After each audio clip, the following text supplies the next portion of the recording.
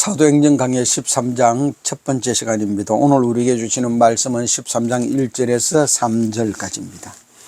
안디옥 교회에 선지자들과 교사들이 있으니 곧 바나바와 니게르라 하는 시몬과 구레네 사람 루기오와 분봉한 헤롯의 젖동생 마나엔과 및 사울이라. 주를 섬겨 금식할 때 성령이 이르시되 내가 불러 시키는 이를 위하여 바나바와 사울을 따로 세우라 하시니 이에 금식하며 기도하고 두 사람에게 안수하여 보내니라. 아멘.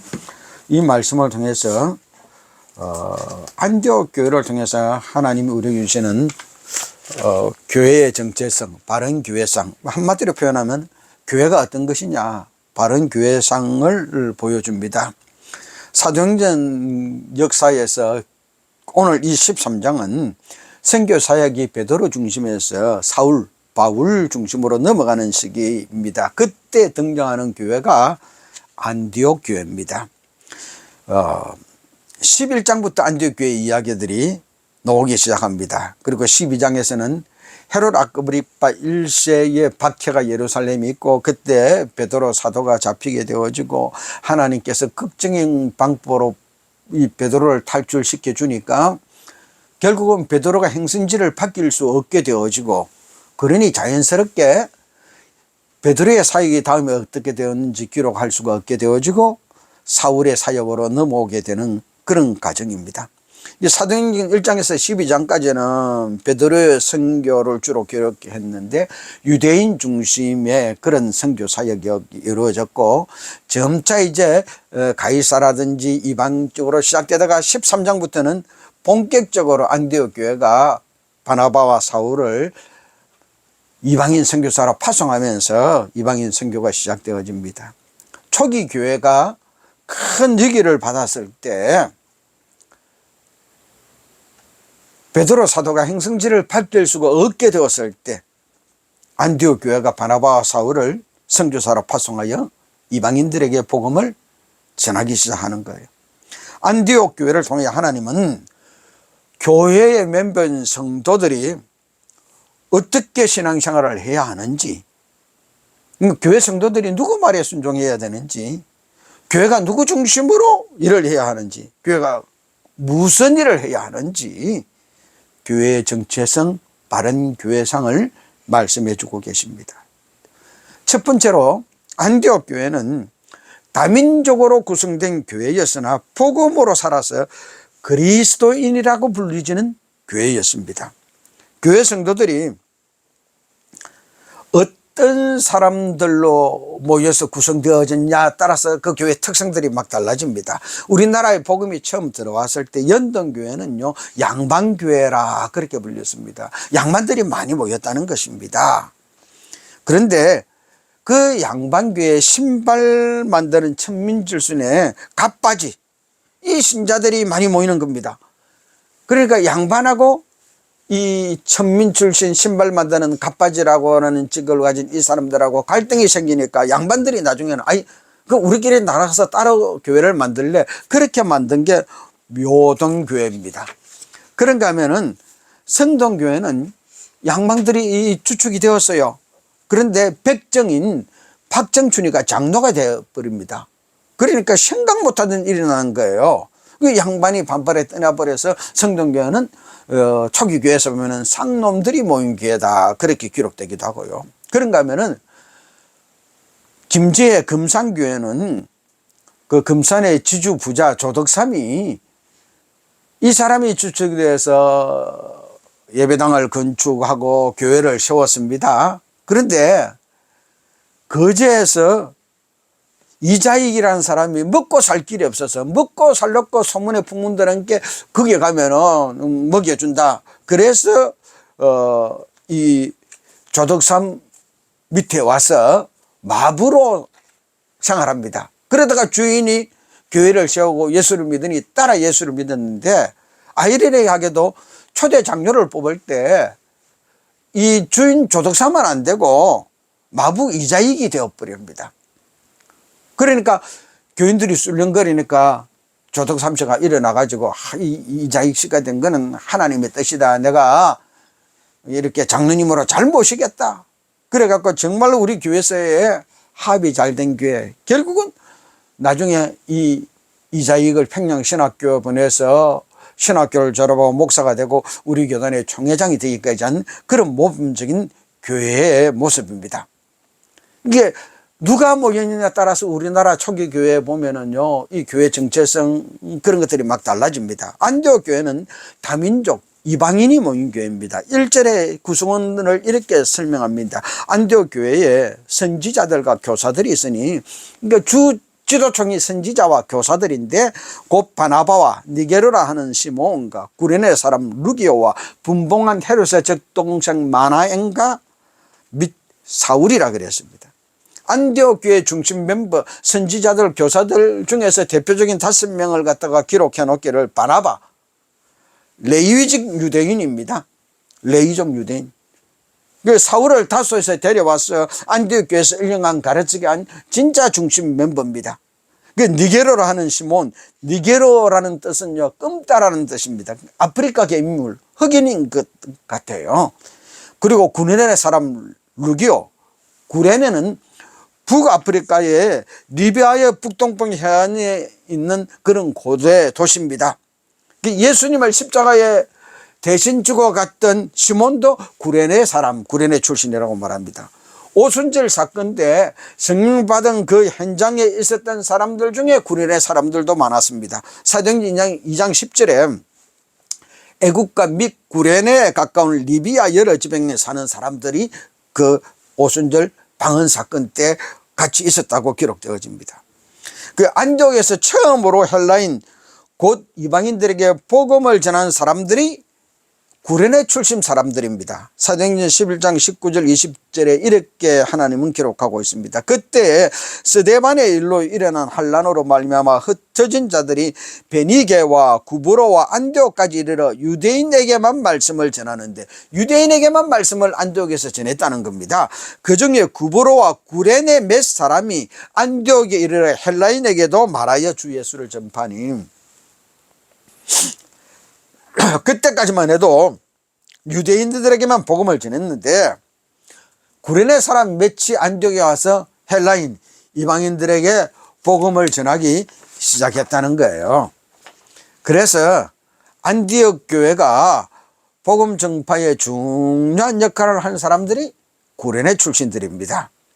분봉한 헤롯의 젖독생 마나엔이라고 그랬는데요, 이 분봉한 헤롯, 성경에는 헤롯이라는 사람이 몇 사람 왕이 등장하는데요, 예수님이 출생할 때 당시도 헤롯 대왕이라고 말합니다. 예수님 당시 그 유아들을 학살한 주도자입니다. 그리고 세례 요한을 처형하고 예수님을 신문한 사람은 헤롯 안디바입니다. 오늘 이 본문에 마나엔과 같이 왕궁에서 같은 유묘의 젖을 먹고 자랐던 그 헤롯이 헤롯 안디바를 이야기하는 겁니다. 세례 요한을 처형하고 예수를 신문했던 그 헤롯 안디바와 마나엔은 왕궁에서 한 유모 밑에서 젖을 먹고 같이 그렇게 컸습니다. 그리고 또 12장에 야고보를 죽이고 베드로를 죽이려고 잡아 넣었다가 벌레에 먹혀 죽은 헤롯이 나옵니다. 그 헤롯 안디바의 조카인 헤롯 아그리파 1세입니다. 그리고 또 사도행전 25장 26장에 바울이 전도를 할 때 그 복음을 들었던 왕이 헤롯입니다. 근데 헤롯 아그리파 2세입니다. 이렇게 4명의 헤롯이 등장하는데, 그 중에서 세례 요한을 처형하고 예수님을 신문했던 이 헤롯 안디바랑 같이 어릴 때 왕궁에서 같이 젖을 먹고 컸던 이 마나엔이 예수장이가 되었고 안디옥 교회의 교사가 되었습니다. 그러니까 이 마나엔은 당시 유대인 중에서는 최고의 권력자, 분봉한 헤롯 안디바와 같이 왕궁에서 컸던 사람입니다. 당시에 최고의 권력자와 친분이 있었고, 지금 이 당시에 지배하는 헤롯 아그리파 1세의 삼촌하고 같이 그렇게 컸던 사람이에요. 그런데 이 사람이 똑같이 한 유모의 젖을 먹고 컸는데 한 사람은 임금이 분봉왕이 되어지고 한 사람은 교회에서 말씀을 전하는 교사가 되어집니다. 그런 역량으로 이 헤롯 왕 계열 사람들이 예수의 복음에 관심을 가지고 듣기를 원하고 막 그렇게 된 겁니다. 세상 말로 하면은 지금쯤 됐으면요, 이 만화인이 얼마나 기세등등할 수 있는지 모릅니다. 내가 누구냐 그러면서 말할 수 있고요, 권력을 휘두를 수 있습니다. 최고의 권력자들과 이 친분을 가시할 수 있고요. 그런데 평범한 예수장이로서 주의 복음을 전하는 모범된 신앙인 교사의 삶을 살았습니다. 그리고 또 한 사람이 사울입니다. 가말리엘 문화 출신입니다. 백부장 출신입니다. 유대인입니다. 로마 시민권을 가진 사람입니다. 이 사울은 바나바가 다소에서 만나서 안디옥에 데려와서 교회에서 1년간 가르친 장본인입니다. 사도행전 11장 25절 26절에 이렇게 기록합니다. 바나바가 사울을 찾으러 다소에 가서 만남이 안디옥에 데리고 와서 둘이 교회에 1년간 모여 있어 큰 무리를 가르쳤고 제자들이 안디옥에서 비로소 그리스도인이라 일컬음을 받게 되었더라. 유대인 바나바, 왕과 같이 유모의 젖을 먹은 마나인 아프리카 출신 시몬, 그리고 북아프리카 구레네 출신 루기오, 이방인들에게 진짜 복음을 시작한 그 구레네 출신들, 그리고 박해자 사울, 이들이 주축이 되어서 성도들을 가르치고 모인 교회가 안디옥 교회입니다. 이런 다양성 속에서도 이들은 복음으로 하나 되어서 오직 복음으로 살고 복음으로 죽고 복음으로 지냈습니다. 이 삶의 모습을 보고 세상 사람들이, 야, 저 사람들은 진짜 그리스도인이다. 예수님이 권세와 능력을 가지고 있으면서도 힘없는 것처럼, 아무것도 없는 것처럼, 그렇게 십자가에 돌아가신 것처럼 그 예수님의 삶을 따라가는 사람들이다. 그래서 그리스도인이라고 불렀던 것입니다. 자기들의 출신 성분, 성향, 직업, 학문, 이런 모든 것을 예수 그리스도의 십자가 아래 다 묻어놓고 오직 주님의 말씀만, 오직 성령의 이끄심만 따라서 살았던 교회가 안디옥 교회입니다. 왕과 같이 성장한 사람도 나는 왕족인데 그러면서 주장할 수 있지만 그런 주장이 없는 교회였어요. 나는 전통 유대인이야, 그렇게 주장할 수 있는 바나바, 사울, 그런데 그런 주장도 없어요. 오직 주님 말씀과 성령님의 뜻만 따르는 교회입니다. 그리고 자기를 완전히 죽이니 그 모습 보고 예수님이 죽듯이 저 사람들도 그러네, 그래서 그리스도인이라 불리게 되었던 것입니다. 이 말씀 속에서 교회는 자기 학벌이나 자기 재산이나 자기 권력이나 자기 신분이나 자기 학문이나 이런 것 가시하는 곳이 아닙니다. 우리가 다 그렇게 압니다. 그렇게 아는데도요, 그런데 은연중에 교회에서 사람들 만나서 이야기하다 보면은 그거 자꾸 자랑합니다. 그거 내세웁니다. 심지어는 우리 교회 목사님은 어느 대학 출신인데 미국에서 유학을 어디를 했는데 막 그런 이야기들 막 자랑 삼아 하는 겁니다. 어떤 장관이 우리 교회에 나온다, 어떤 정치인이 나온다, 막 그런 이야기도 하고요. 오늘 이 안디옥 교회 성도들 이 신앙생활을 통해서 하나님은 우리가 교회에서 어떤 자세로 신앙생활을 해야 하는지 보여주는 겁니다. 그리스도인, 예수님이 십자가에 못 박혀 죽은 것처럼 나를 죽이는 삶. 우리가 왜 교회 나왔습니까? 이스라엘 백성들이 성막에 나갔던 이유는 자기 죄 용서함 받기 위해서 나간 겁니다.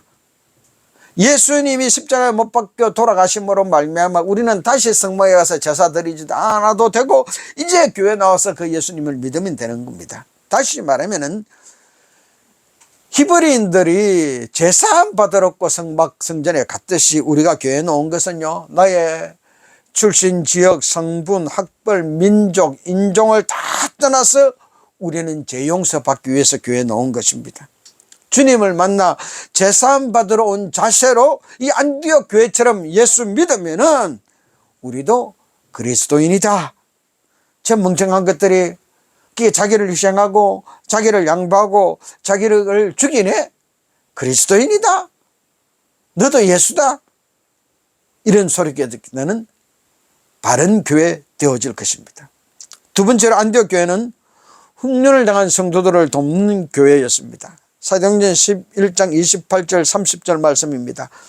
그 중에 아가보라 하는 한 사람이 일어나 성령으로 말하되 천하에 큰 흉년이 들리라 하더니 글라우디오 때에 그렇게 되니라. 제자들이 각각 그 힘대로 유대에 사는 형제들에게 부조를 보내기로 작정하고 이를 실행하여 바나바와 사울의 손으로 장로들에게 보내니라 그랬습니다.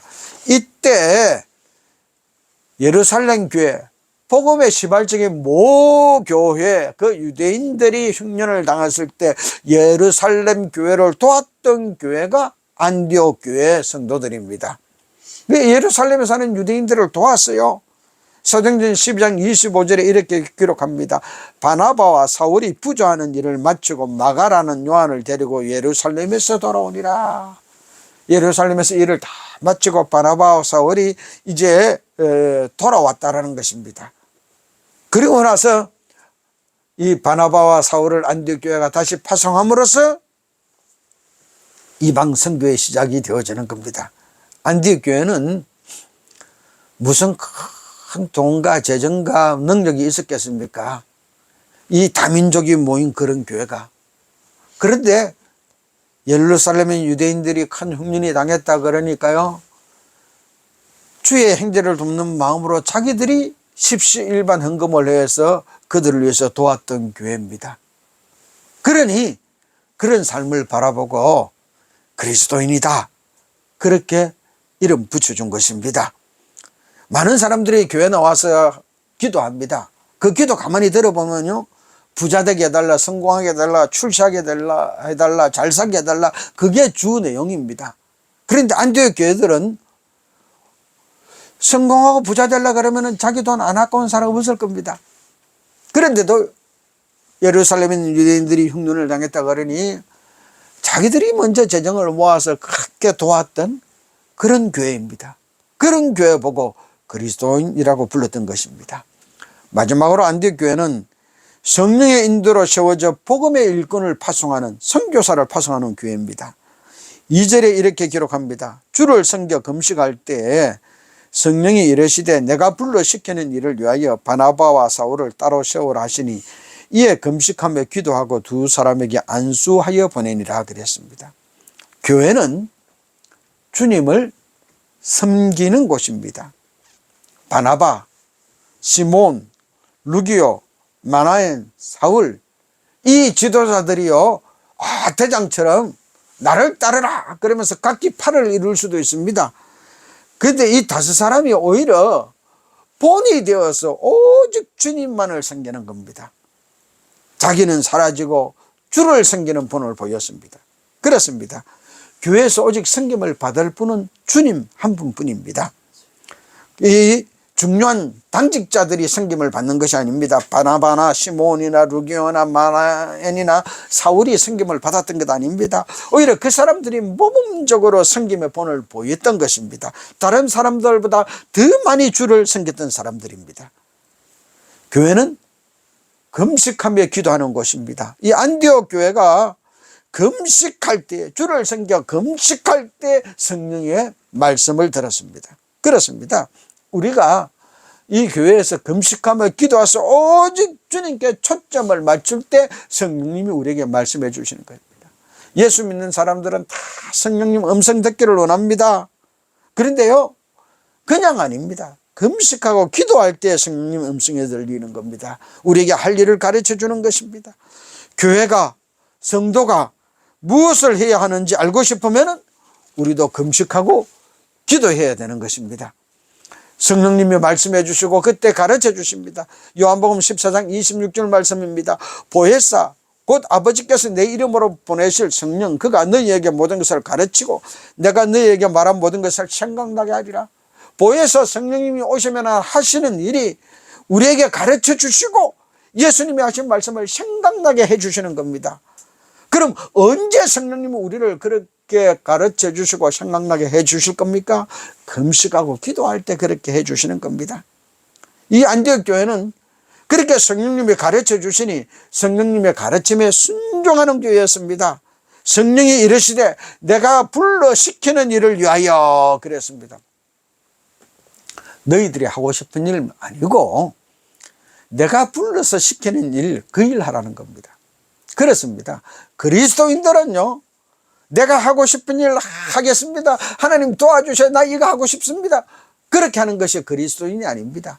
그리스도인들은 성령님이 불러서 시키는 일, 그 일 하는 사람이 그리스도인입니다. 주여 내가 여기 왔사오니 나를 사용해 주셔서 나를 성령님이 뜻대로 알아서 써주시옵소서. 그리고 내가 할 일을 성령님 가르쳐 주시고 생각나게 해 주시옵소서.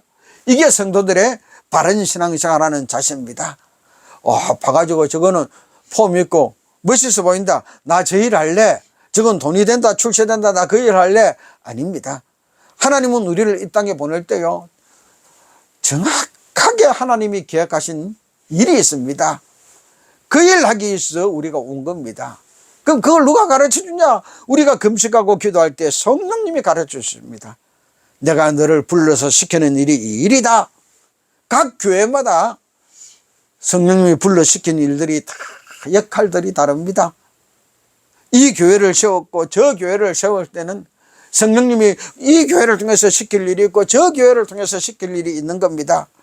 그래서 이 교회들이 금식하고 기도하는 가운데 성령님이 불러 시키는 일, 그것을 깨닫고 그것을 감당할 때 그것이 바른 교회인 것입니다. 다른 교회가 하기 때문에 우리도 해야 된다. 그거 하면 멋있어 보인다. 그래서 해야 된다. 그거 하면 출세하고 성공하고 인정받고 대접받으니 해야 된다. 아닙니다. 아무도 몰라줄지언정 하나님이 나를 불러서 시키면 그 일을 하는 겁니다.